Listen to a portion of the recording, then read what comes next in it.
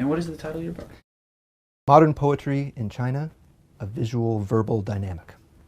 I think you'd be on pretty strong ground to say that of the various expressive media in China, poetry historically has been one of the most powerful and popular and important.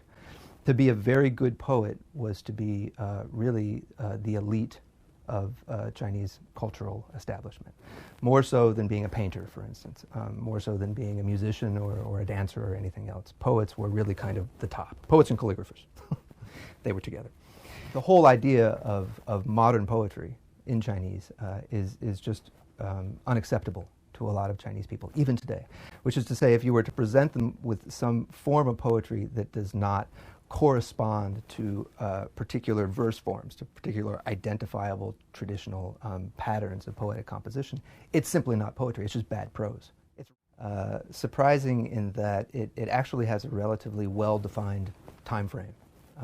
Modern poetry in China kind of begins on a particular date, which is somewhat extraordinary. You know, you would think that the idea of modern is amorphous and difficult to pin down. It was really on a day in 1917 that this happened. And what was interesting to me about it, first of all, is this notion that modernity would happen, at a given point in time. But second, that it was widely regarded as being something of a failure and a kind of catastrophe. To find a new way of expressing their Chineseness, and this is a conflict and a problem that writers have had for just about exactly 100 years now, and it's still there. It was Husserl himself, actually, a number of years later, who referred to those poems as unbound, bound feet. Which is to say that you can unbind the bound foot, but results are not terrific. So he was unable, in other words, to successfully throw off the shackles of the poetic tradition. I'm looking at specifically the visual element in Chinese poetry and how that has developed over 100 years. Obviously, that's not the only part of poetry. There's the oral. There are very many other social and cultural aspects that can be examined. So by narrowing the focus to one particular aspect of poetry, I think I'm able to bring to light a kind of dynamic, a developmental dynamic that would otherwise be kind of obscure.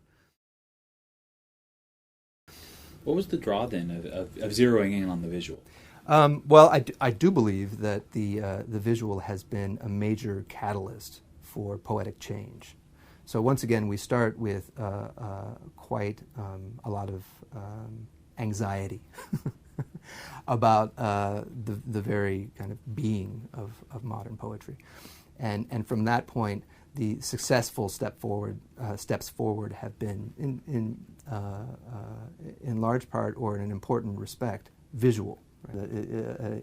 Describing the landscape scenes, right, or couplets on the other part. So this word image sort of confluence and convergence is a very, very traditional Chinese feature. In the 21st century, we're starting to see that again, but the poems are modern and the visual art is modern, and they're put together again. So we're finding, I think, that there's a lot of territory to be explored, a really even avant-garde or experimental work that can come out of a kind of reinvigoration of a tradition that is thousands of years old.